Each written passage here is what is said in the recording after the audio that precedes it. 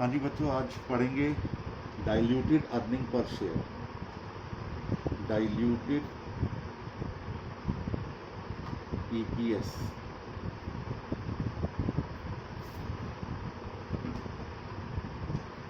देखिए, पहले इसका मीनिंग समझ लेंगे, पहले फार्मूला समझ लेंगे और उसके बाद फिर हम आगे बढ़ जाएंगे। इसके क्वेश्चन भी आज कंप्लीट कर देंगे। आज यही लास्ट टॉपिक होगा, लास्ट लेक्चर होगा अर्निंग पर शेयर। देखिए बेटे, अभी तक आपने जो अर्निंग पर शेयर निकाली उसके पीछे सिर्फ एक ही मकसद था कि करेंट ईयर में कंपनी कितनी अर्निंग कमा रही है जो अपने करेंट ईयर के इक्विटी शेयर होल्डर्स को पर शेयर प्राप्त हो रही है या अर्न कर रही है कंपनी, प्राप्त डिविडेंड होता है, वो बेसिक ईपीएस थी। लेकिन जो हमारे बिजनेस में इन्वेस्टर है, जो आज पैसा लगा रहा है, उसे आज की अर्निंग पर शेयर तो मिल सकती है, पिछले साल की अर्निंग पर शेयर मिल सकती है, पिछले साल की ही मिलती है, क्योंकि नेट प्रॉफिट पिछले साल का लेकर के ही आप निकालते हैं अर्निंग पर शेयर। ऐसी दशा में आने वाले वर्षों में कंपनी की अर्निंग क्या रहेगी, आने वाले वर्षों में कंपनी की अर्निंग क्या रहेगी,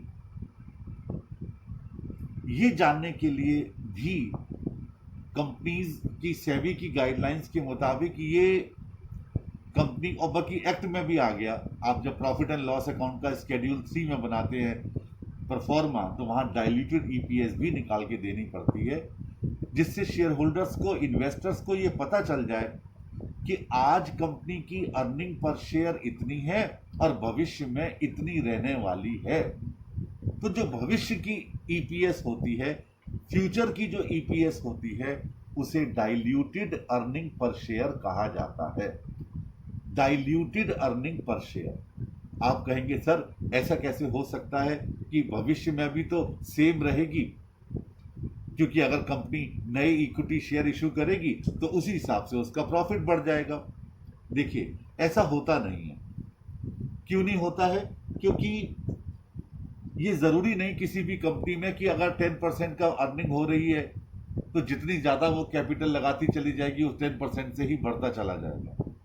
और दूसरी चीज, यहां पर जो चीज देखने वाली है वो ये देखने वाली है कि अगर आपने कोई डिबेंचर इशू कर रखे हैं जो आगे चल करके इक्विटी शेयर्स में कन्वर्ट होने वाले हैं, तो डिबेंचर्स का पैसा तो ऑलरेडी बिजनेस में लगा हुआ है और आगे चल करके वो डिबेंचर्स इक्विटी शेयर्स में कन्वर्ट हो जाएंगे, तो पैसा तो उतना ही लगा रहेगा बिजनेस में।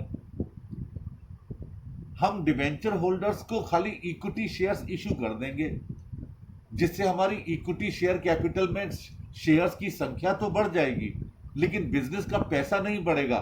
वो तो डिबेंचर्स में पहले लगा हुआ था, वो अभी भी लगा हुआ होगा इक्विटी शेयर्स के रूप में। तो इसीलिए हमें डाइल्यूटेड ईपीएस अलग से निकाल के दिखानी होगी कि आज की डेट में तो कंपनी पर शेयर इतनी अर्निंग कमा रही है, लेकिन भविष्य में कितनी कमाएगी। और ऐसे शेयर्स जो भविष्य में जाकर के इक्विटी शेयर होल्डर बनने वाले हैं, ऐसे शेयर्स जो हमारी इक्विटी शेयर्स की संख्या को बढ़ाने वाले हैं, उनको पोटेंशियल इक्विटी शेयर कहा जाता है।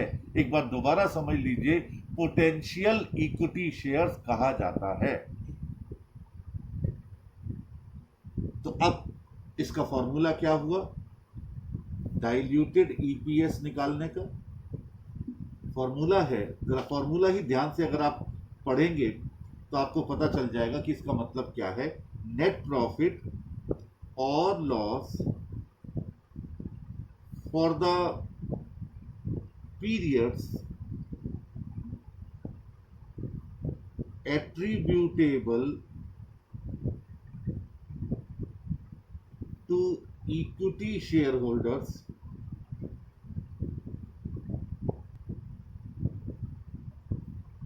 एडजस्टेड, आगे की लाइन बहुत इंपॉर्टेंट है, adjusted for the effects of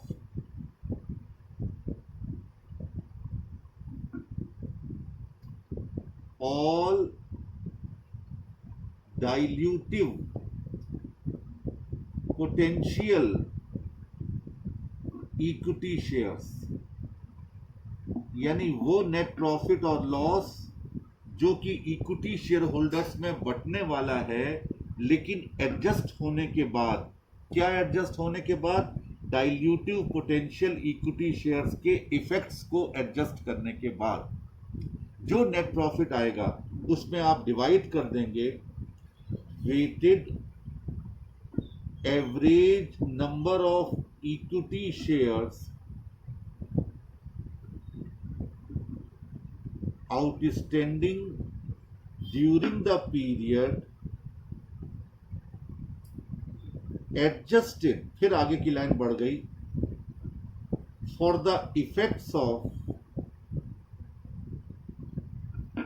all dilutive potential equity shares.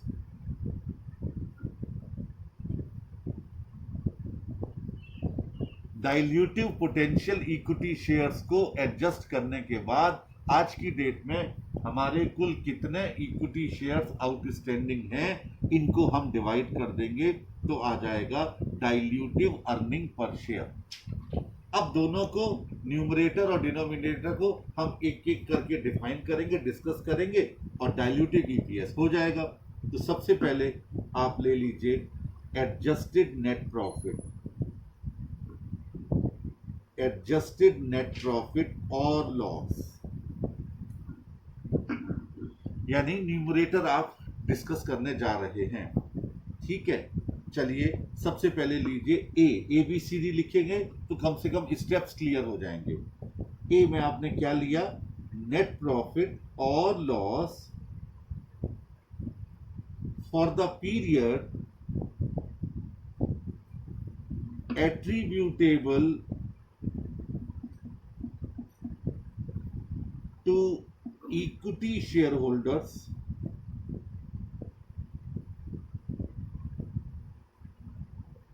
for basic EPS। अभी जो आपने बेसिक EPS निकाला था वही नेट प्रॉफिट आपने सबसे पहले निकाला। वही क्या कि पहले नेट प्रॉफिट ले लिया, उसमें एक्स्ट्रा ऑर्डिनरी आइटम्स और income for the earlier years add कर दिया, उसमें से टैक्सेस लेस कर दिए। कौन से टैक्सेस लेस किया आपने, करेंट टैक्स भी, डेफर्ड टैक्स भी और उस इनकम पर टैक्स भी जो ऑलरेडी आपके पिछले साल की थी, अर्लियर ईयर्स की थी।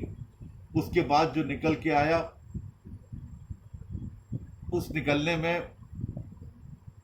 वो हमने लेस कर दिया preference dividend on cumulative shares, और नॉन क्यूमुलेटिव हैं तो तभी लेस करेंगे जबकि प्रोवाइडेड हो, और उसके बाद उसमें से हमने डिविडेंड डिस्ट्रीब्यूशन टैक्स भी लेस कर दिया।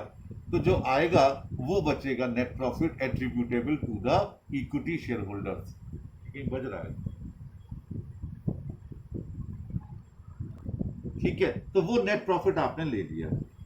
अब बी पॉइंट इसमें ऐड कर दीजिए। अब बहुत ध्यान से एक एक चीज को लेते चलिए। Preference dividend saved on the conversion of the dilutive potential equity shares into equity shares। Preference dividend saved on the conversion of the dilutive potential equity shares into equity shares। देखिए, जो प्रेफरेंस शेयर्स हैं जो आगे चल करके equity shares में convert होने वाले हैं उनको कहा जाता है डाइल्यूटिव पोटेंशियल इक्विटी शेयर्स। अब वो आगे चल करके जब इक्विटी शेयर्स में कन्वर्ट हो जाएंगे तो नेचुरल है कि आपको अपने उन प्रेफरेंस शेयर्स पर डिविडेंड पे नहीं करना पड़ेगा, वो आपका डिविडेंड सेव हो जाएगा, आपने नेट प्रॉफिट में उसे ऐड बैक कर दिया, क्योंकि वो आगे चलकर हमें नहीं देना होगा, क्योंकि प्रेफरेंस शेयर होल्डर अपने शेयर्स को इक्विटी शेयर में कन्वर्ट कर देंगे। एक बात ध्यान रखिए, डाइल्यूटिव पोटेंशियल इक्विटी शेयर किसे कहा जा रहा है? प्रेफरेंस शेयर होल्डर्स को, जो कन्वर्टेबल हैं। चलिए सी पॉइंट ले लीजिए, एड इंटरेस्ट और अदर एक्सपेंसेस, ब्रैकेट में लिखिए आफ्टर टैक्स, क्योंकि आपने ऊपर जो नेट प्रॉफिट ईपीएस के लिए निकाला है, बेसिक ईपीएस के लिए, वो भी आफ्टर टैक्स निकाला है, तो यहां पर भी आफ्टर टैक्स लिया जाएगा। सेव्ड ऑन द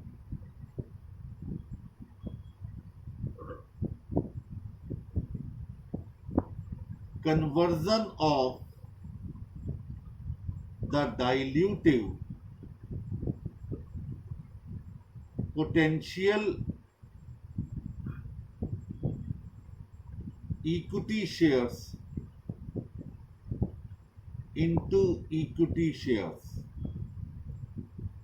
यहां पर भी वो डिबेंचर्स जिन पर आपको इंटरेस्ट पे करना पड़ रहा था अब तक, वो अगर डाइल्यूटिव पोटेंशियल इक्विटी शेयर्स हैं, यानी आगे चल करके उनको भी हम इक्विटी शेयर्स में कन्वर्ट करने वाले हैं, वो कन्वर्टेबल डिबेंचर्स थे, तो उनका इंटरेस्ट भी अब आपको पे नहीं करना पड़ेगा, आपने उसे भी ऐड कर दिया।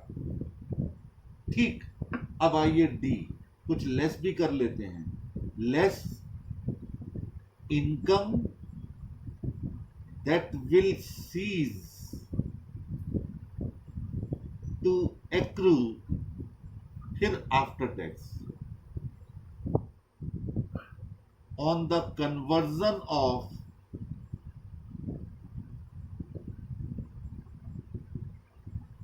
dilutive equity shares into equity shares। यानी कि ऐसे डाइल्यूटिव पोटेंशियल इक्विटी शेयर्स को इक्विटी शेयर्स में बदलने के लिए अगर कोई इनकम हो रही थी और आगे चल करके वो नहीं होगी, ये क्वेश्चन में बताया जाएगा, तो आप उस इनकम को लेस कर देंगे।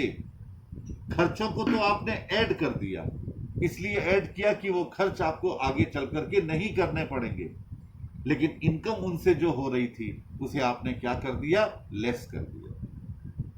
और अब आ गया ई, ई हो गया इसका आंसर, यानी कि एडजस्टेड नेट प्रॉफिट और loss for the period attributable to equity shareholders, यानी जो आपने अभी न्यूमरेटर निकाला था वो अब ये निकल के आ गया। एक बड़ी सिंपल सी बात है, ये मत समझो कि AS20 में कुछ नई बात आपको बताई जा रही है। अरे बड़ा साफ सी बात है कि जो इक्विटी शेयर में आगे चल करके कन्वर्ट होने वाले हैं उनको डाइल्यूटिव पोटेंशियल इक्विटी शेयर कहा जाएगा। अब उनसे जितनी इनकम हो रही थी वो अब आगे चल करके हमें नहीं होगी, वो लेस कर देंगे नेट प्रॉफिट में, और जो उन पर हमारी कॉस्ट आ रही थी, खर्चा आ रहा था, वो आगे चल करके हमें खर्चा नहीं करना पड़ेगा, आप उनको ऐड बैक कर दोगे, उससे वो नेट प्रॉफिट आ जाएगा जो कि अब हमें पोटेंशियल इक्विटी शेयर्स को ऐड करके पुराने वाले इक्विटी शेयर्स में उससे डिवाइड हो जाएगा, ताकि हमें डाइल्यूटेड ईपीएस नजर आ जाएगी। क्लियर हो गया? अब हम निकालेंगे डिनोमिनेटर। डिनोमिनेटर क्या था? Adjusted weighted average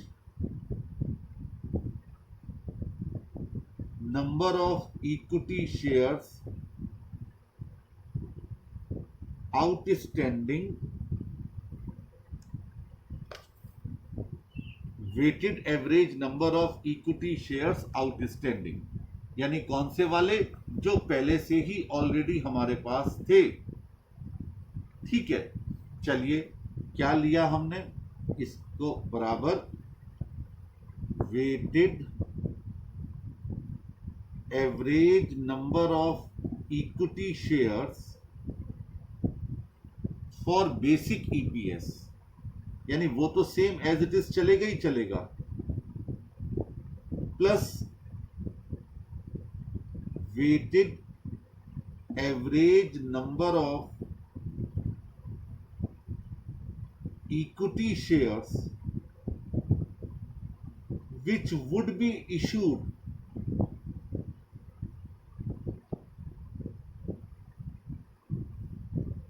on the conversion of potential equity shares into equity shares,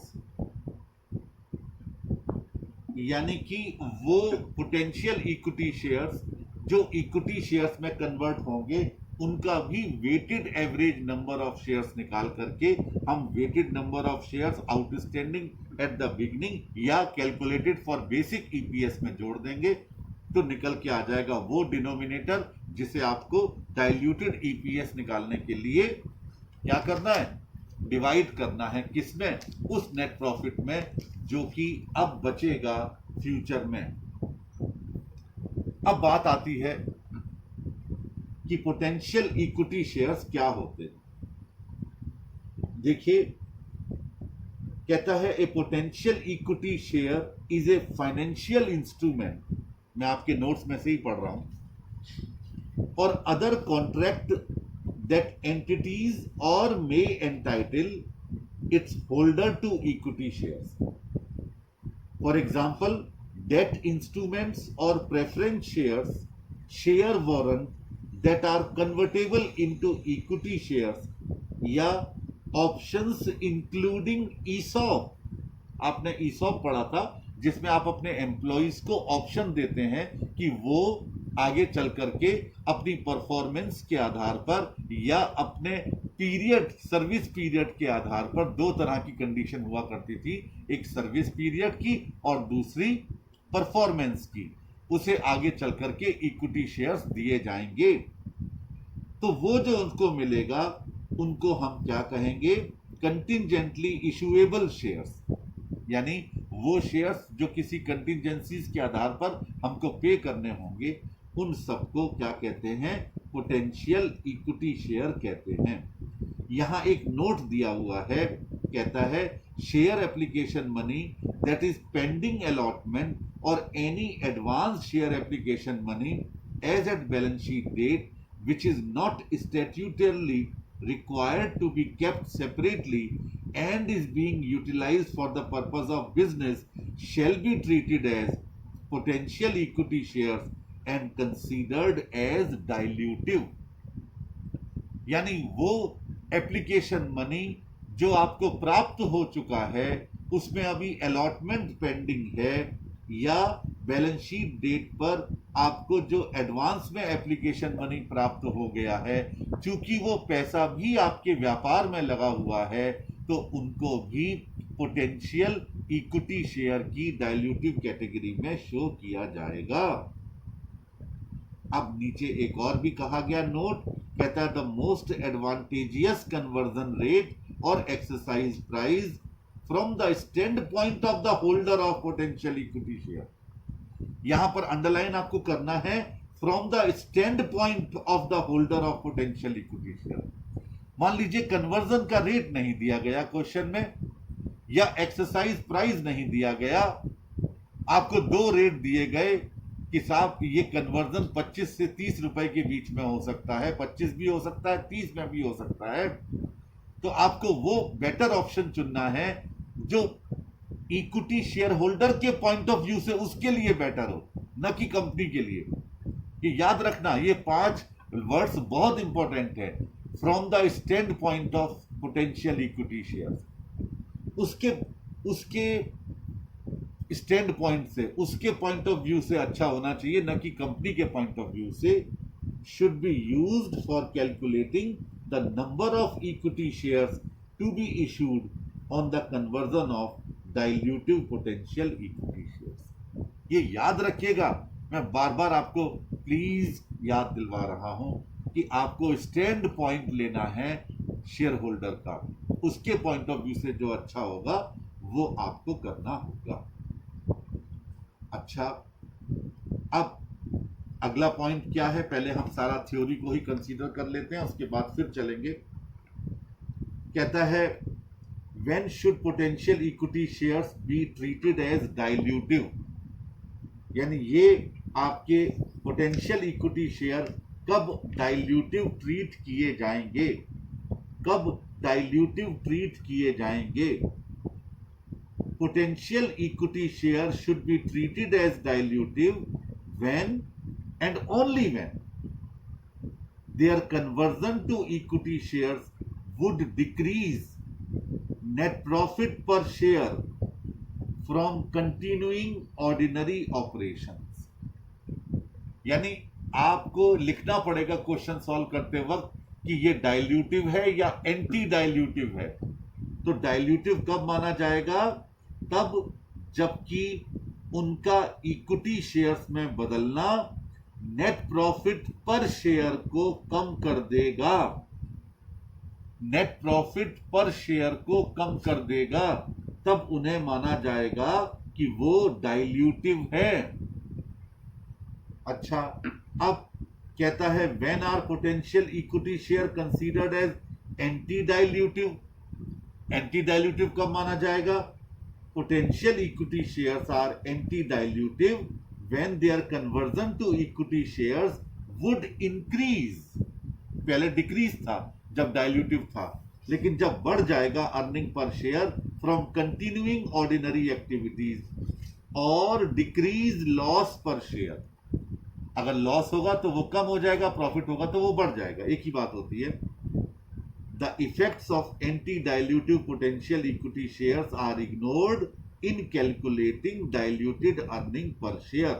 आपसे कहा गया कि जो anti-dilutive potential equity shares का इफेक्ट होता है उसे हम इग्नोर कर देते हैं जब आप इसे निकालते हैं। ठीक है, अब दो बातें और हैं, उसके बाद डिस्क्लोजर है। पहला है ranking from most dilutive to least dilutive. आपके क्वेश्चन में 2 3 4 ऑप्शन दिए जाएंगे और वहां बताना पड़ेगा कि इसमें मोस्ट डाइल्यूटिव कौन सा है और लीस्ट डाइल्यूटिव कौन सा है।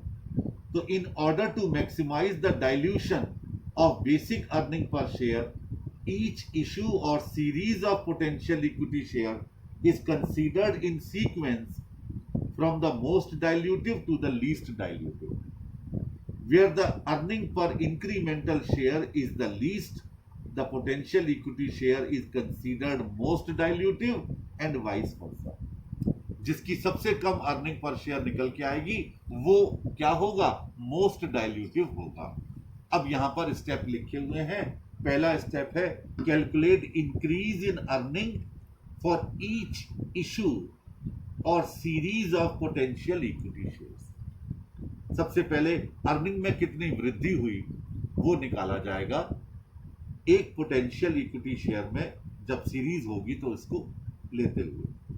Step 2 calculate increase in number of equity shares for each issue और series of potential equity share.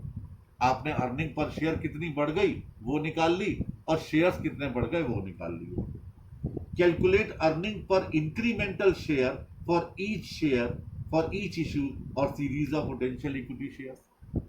आपने यहां पर टोटल का नहीं निकाला जा रहा है, यहां पर सिर्फ इंक्रीमेंटल निकाला जा रहा है। जैसे हम कैपिटल बजटिंग में किया करते थे या रिसीवेबल मैनेजमेंट में किया करते थे कि incremental in gain, incremental in cost. Gain अगर ज्यादा है कॉस्ट से तो फिर वो हमारा इंक्रीमेंटल नेट गेन हो गया, जिसका ज्यादा होता था उसे रैंक दे दिया जाता था। उसी प्रकार यहां पर भी हम रैंक देंगे most dilutive to least dilutive. अब कंप्यूट कैसे करना है, calculate EPS for most dilutive potential equity share and mark it as dilutive if less than basic EPS. अगर ये बेसिक ईपीएस से कम निकलती है तो ये डाइल्यूटिव होगी। अभी आपको बताया था डाइल्यूटिव तब माना जाएगा जब हमारी बेसिक ईपीएस से ये कम हो जाती है, और anti dilutive if it is more than basic EPS. Calculate EPS for next most dilutive potential equity share and so on, and mark it as dilutive or anti-dilutive. Select the most dilutive EPS. This is actually the concept of dilutive earning per share. अब इसको कहाँ पर दिखाना है, disclosure 4 point है, ये भी जल्दी से पढ़ लेते हैं। कहता है present basic and diluted EPS on the face of the statement of profit and loss in each class of equity share even if the amount disclosed are negative. आपको दोनों निकालने हैं, बेसिक ईपीएस और डाइल्यूटिव, और दोनों को show करना है हर क्लास के इक्विटी शेयर्स के लिए। ध्यान दीजिए, हर क्लास के इक्विटी शेयर्स के लिए, और साथ में अगर नेगेटिव भी है तो भी दिखाना है। Second, amount used as the numerator in calculative basic and dilutive EPS and a reconciliation of those amount to the net profit or loss for the period. यानी न्यूमरेटर जो आपने लिया है इसको निकालने के लिए उसे भी दिखाना है और उसे अपने नेट प्रॉफिट के साथ रिकंसाइल करना है। तीसरा, weighted average number of equity share used as a denominator in calculating basic and diluted EPS. दोनों में जो न्यूमरेटर इस्तेमाल हुआ था वो भी दिखाना है और डिनोमिनेटर इस्तेमाल हुआ था वो भी दिखाना है, and a reconciliation of these denominators of each other। और एक्चुअल में जो शेयर्स चल रहे हैं उनके साथ भी इनका डिनोमिनेशन दिखाना है। Nominal value of shares along with earning per share figures. Shares की नॉमिनल वैल्यू क्या है और अर्निंग पर शेयर फिगर क्या है वो आपको यहां पर निकालनी होगी। This is actually the concept of क्या, अर्निंग पर शेयर AS20। अब एक चीज और बता दूं, थोड़ा सा आगे चल करके क्वेश्चन में आ जाएगी, लेकिन फिर भी मेरे जबान पर वो आ गई है तो बता देता हूं। कई बार ऐसा होता है कि आपको इक्विटी शेयर्स की भी क्लास दी जाती है। आगे प्रैक्टिकल क्वेश्चन आएगा कि कोई 100 रुपए वाला है, कोई 75 रुपए वाला है, कोई 50 रुपए वाला है, तो आखिर कैसे एक साथ निकाली जाए अर्निंग पर शेयर। स्वाभाविक है सबकी अलग अलग निकलेगी।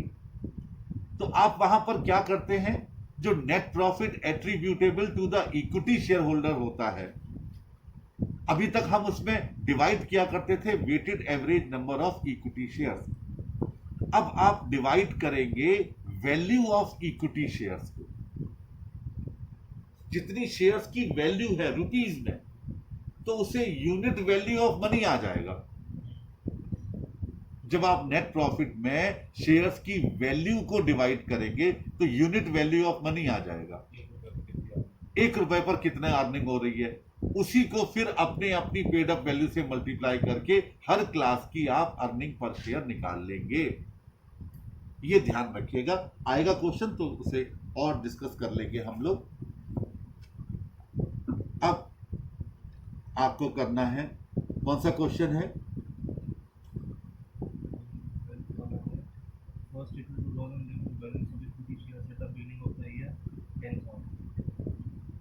एक क्वेश्चन होगा जिसमें एक्स लिमिटेड है 30,000 डिवेंचर्स आउटस्टैंडिंग। 3 लाइन का क्वेश्चन है।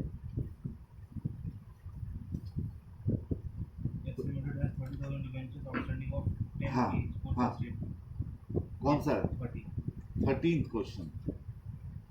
12 कौन सा है, टेबल दी हुई है। हाँ 1 अप्रैल 2011 में balance of equity shares at the beginning of the year 10,000। अच्छा, आगे 2 कॉलम खाली हैं। हाँ चलो वो आगे करवाऊंगा मैं, अभी पहले ये कर लेते हैं। कहता है एक्स लिमिटेड हैज 30,000 डिवेंचर्स। ध्यान से देखिए, 30,000 डिवेंचर्स से outstanding of ₹10 each on 1 April 2011। ठीक है, there are to be, these are, या देयर आर है, these are to be converted into equity shares of ₹10 each at an exercise price। यहां exercise price गायब कर दिया गया, is not given। Which would range between 40 to 50, जो 40 से 50 के बीच में रहेगा. What exercise price would be used for calculating diluted EPS? Diluted EPS निकालने के लिए आपको इनमें से कौन सा एक्सरसाइज प्राइस लेना है. मैंने अभी एक बात कही थी, किसके स्टैंड पॉइंट से हम सोचेंगे? शेयर होल्डर्स के स्टैंड पॉइंट से.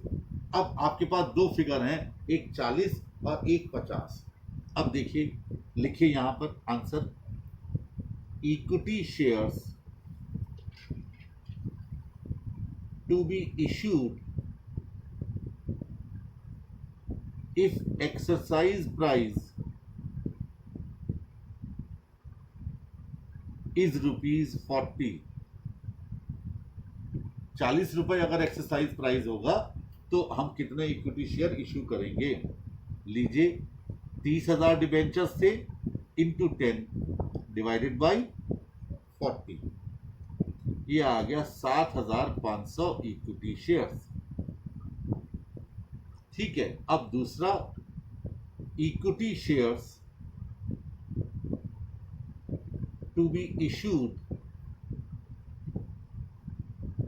इफ एक्सरसाइज प्राइस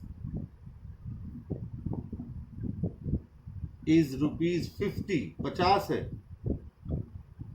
तो 30,000 इंटू 10 डिवाइडेड बाई 50. कितने शेयर्स उनको मिलेंगे? 6,000. किस केस में ज्यादा मिलेंगे? पहले वाले केस में, जबकि एक्सरसाइज प्राइस कितना होगा? 40 होगा. नीचे लिखिए, अकॉर्डिंग टू AS20 या as per AS20,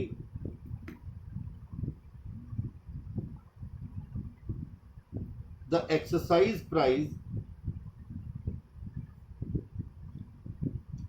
which should be used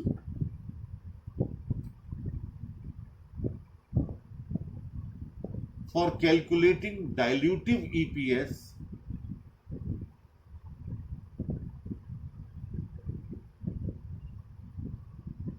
should be ₹40.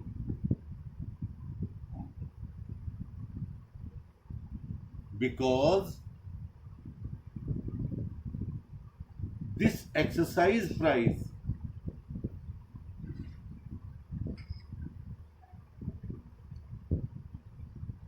is most advantageous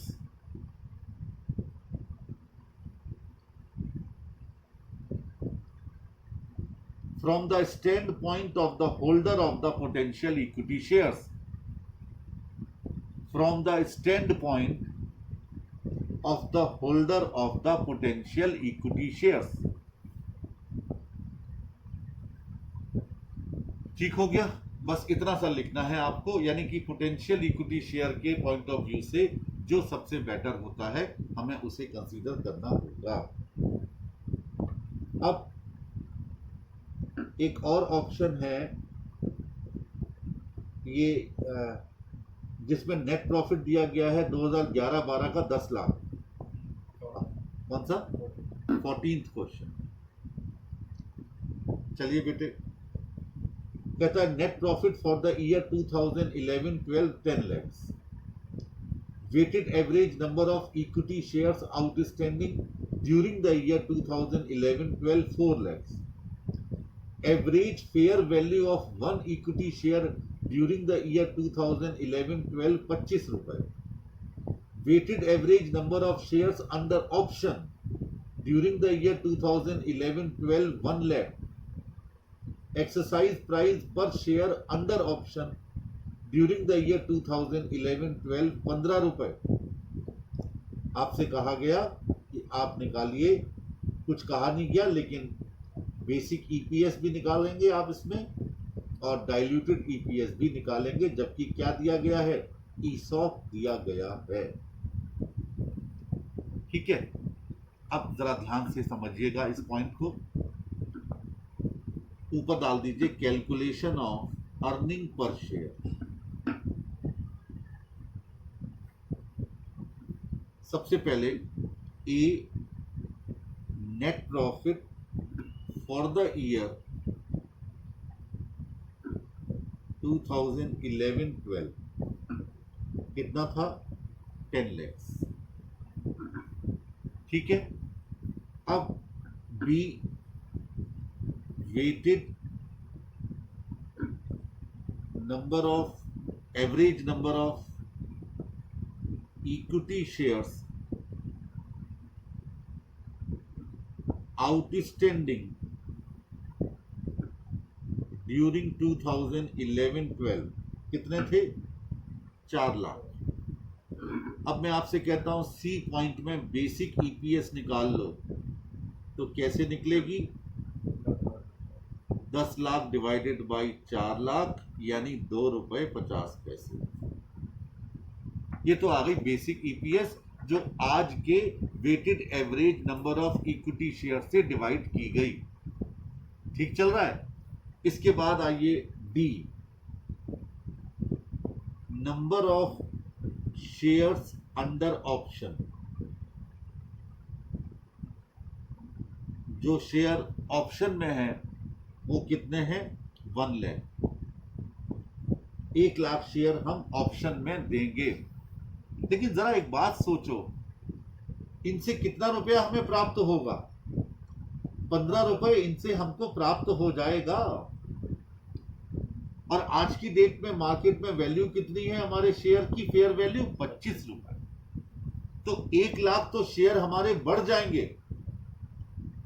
अब जरा एक चीज और गौर कीजिएगा, ई पॉइंट लिखिए, number of shares that have been issued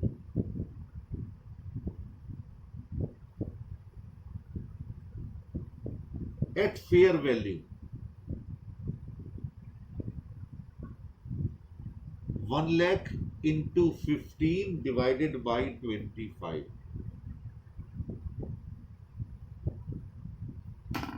60,000 आया।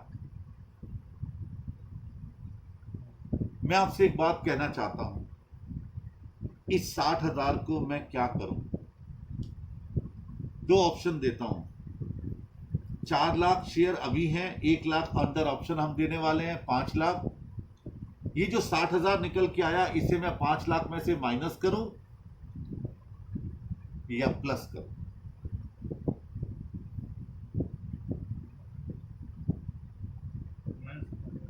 वजह इन्होंने जवाब दिया माइनस कर दो, मैंने आप कारण पूछा क्यों? इसलिए क्योंकि ये जो हमने नंबर ऑफ शेयर जो निकाले कि अगर मार्केट वैल्यू पे निकलते तो कितने आते, ये वो है जो कि अभी हमें मिलेंगे ही नहीं। ये तो देखिए, दरअसल 1 लाख हम ऑप्शन के लिए शेयर इशू तो कर देंगे, इसमें तो कोई शक नहीं, लेकिन इनसे आपको 15 रुपए प्रति शेयर और प्राप्त भी तो हो रहा है।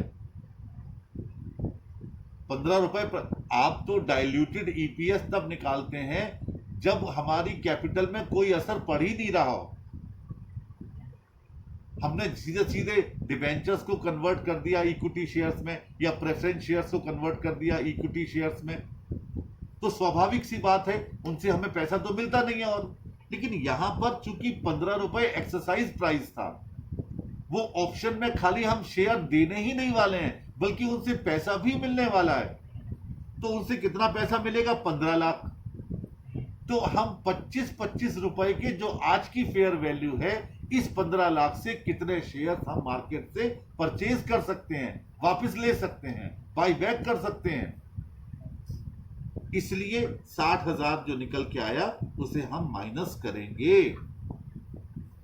अगर यहां पर खाली इक्विटी प्रेफरेंस से कन्वर्ट हो रही होती या डिबेंचर से कन्वर्ट हो रही होती, उस वक्त पैसा नहीं आ रहा होता। स्वाभाविक है, कन्वर्जन में पैसा तो आता नहीं है, तो हम ये प्रोसेस नहीं करते। लेकिन चूंकि 15 रुपए प्रति शेयर हमें प्राप्त हो रहा है इन ऑप्शन वाले शेयर से, तो कुल मिलाकर के 15 लाख रुपए आपको प्राप्त हो जाएगा। अब या तो 15 लाख का हमें इनकम पता होती कि 15 लाख पर हमारा नेट प्रॉफिट कितना बढ़ जाएगा, तो हम नेट प्रॉफिट बढ़ा देते। लेकिन चूंकि 15 लाख पर हमें यह पता ही नहीं चल पा रहा है कि इनकम और कितनी बढ़ा पाएंगे, तो हम ये मानते हैं कि मार्केट में जो करंट शेयर प्राइस चल रहा है 25 रुपए, उससे हम कितने शेयर खरीद सकते थे मार्केट से, यानी नंबर ऑफ शेयर्स कितने और हमारे खरीदे जा सकते, जिससे कम हो जाते, तो वो 60,000 है। तो टोटल शेयर्स कितने हो गए? 4 लाख प्लस 1 लाख माइनस 60,000, यानी बी प्लस डी माइनस ई कितने आ गए? 4,40,000। अब एफ ले लीजिए, diluted EPS 10 lakh divided by 4,40,000 कितना आया जी? 2.27। ये निकल के आ गई डाइल्यूटिव अर्निंग पर शेयर, जबकि ऑप्शन में आप शेयर दे रहे थे, ऑप्शन में आप शेयर दे रहे थे। चलिए आगे बढ़ते हैं। अब बीच में कौन सा छूट गया था? 12 नंबर। चलिए 12 नंबर कर लेते हैं।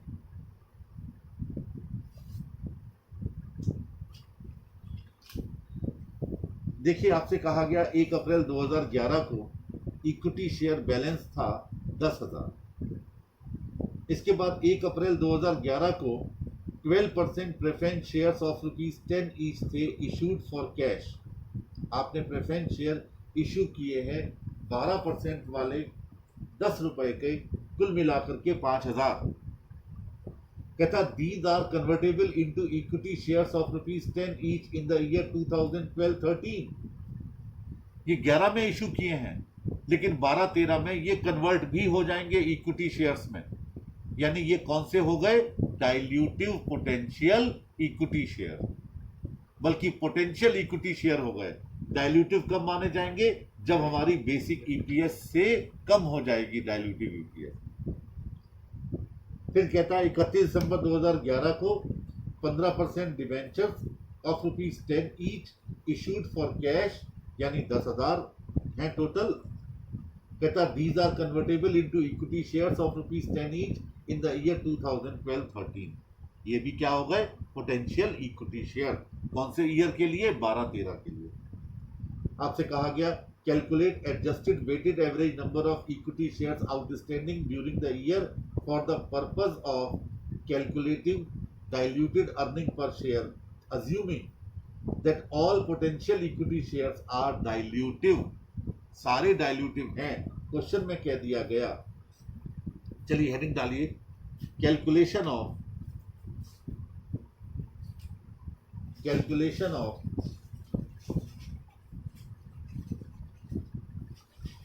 weighted average number of equity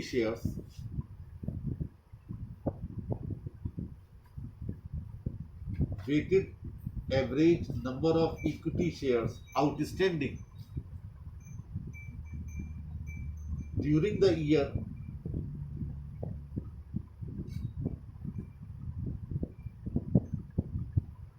for the purpose of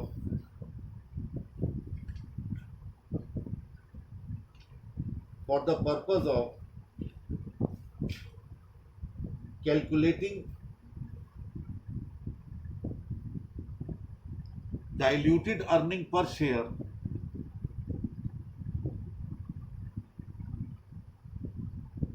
by assuming that all potential equity shares are dilutive. All potential equity shares are dilutive.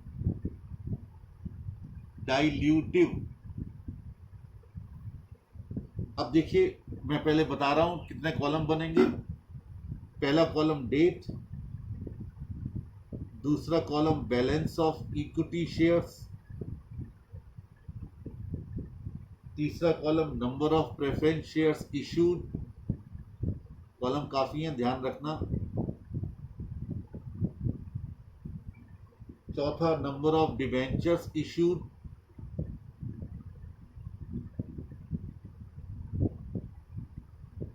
पांचवा इक्विवेलेंट इक्विटी शेयर्स,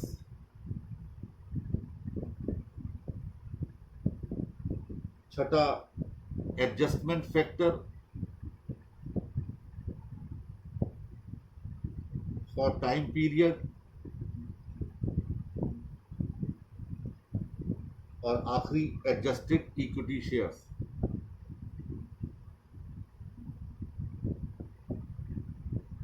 ये आपने टेबल बना ली। टेबल बनाने से क्या होगा, बहुत आसानी से निकलता चला जाएगा। अब सबसे पहले डेट 1 अप्रैल 2011, इक्विटी शेयर्स का बैलेंस कितना था, 10,000। नंबर ऑफ प्रेफरेंस शेयर्स वाले कॉलम में dash, number of debenture issued वाले कॉलम में डैश। इक्विवेलेंट इक्विटी शेयर्स कितने हो गए, 10,000 ही हो गए एज इट इज। और चूंकि ये 1 अप्रैल से ही है तो इसका एडजस्टिंग टाइम फैक्टर हो गया 1, मल्टीप्लाई करके भी आ गया 10,000। इसके बाद 1 अप्रैल को ही आपने इशू किए प्रेफरेंस शेयर्स, तो डेट में डेट आ गई 1 अप्रैल, बैलेंस ऑफ इक्विटी शेयर में डैश लग गया और प्रेफरेंस शेयर इशू थे 5,000। नंबर ऑफ डिबेंचर इशूड में डैश लगा दीजिए। Equivalent number of equity shares कितने रहेंगे, वही 5,000 रहेंगे। क्यों, क्योंकि 10 रुपए का प्रेफरेंस शेयर था, 10 का ही इक्विटी है, तो 5 के बदले 5 ही तो देने पड़ेंगे। अगर शेयर की वैल्यू कम ज्यादा होती तो यहाँ number of equity share change हो जाते। क्योंकि ये भी 1 अप्रैल को इशू हो रहे थे, यानी इसका भी एडजस्टिंग टाइम फैक्टर 1 हो गया, मल्टीप्लाई करके आ गया 5,000। इसके बाद 31 दिसंबर 2011, पहले कॉलम में डैश, दूसरे में डैश, डिबेंचर तीसरे में थे 10,000 और डिबेंचर कितने वाले थे, 10 रुपए वाले, और इक्विटी शेयर कन्वर्ट कितने होने हैं, 10 रुपए वाले में, यानी adjusted equity equivalent equity shares कितने आ गए, 10,000। लेकिन ये 31 दिसंबर को इशू हुए थे, इसका मतलब साफ है इसमें टाइम फैक्टर कम है, जनवरी फरवरी मार्च यानी 0.25, ब्रैकेट में आप लिख सकते हैं 3/12। तो जब इसको मल्टीप्लाई किया तो ये आ गया 2,500, टोटल कर लिया आखिरी कॉलम का 17,500, ये निकल के आ गए weighted average number of shares for calculating diluted EPS.